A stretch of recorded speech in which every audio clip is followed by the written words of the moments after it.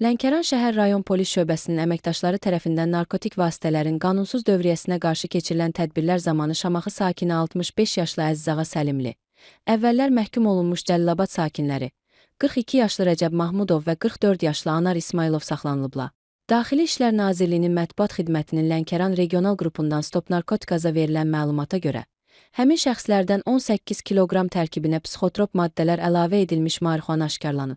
Bildirilir ki, ilkin araşdırma zamanı onların şəxsiyyətləri istintaqla araşdırılan İran vətəndaşı tərəfindən narkokuryerliyə cəlb olunduqları və narkotik vasitələri maddi qazanc müqabilində ayrı-ayrı ünvanlara çatdırmağı planlaşdırdıqları müəyyən edilib. Faktla bağlı cinayət işi başlanılıb, araşdırmalar aparılır.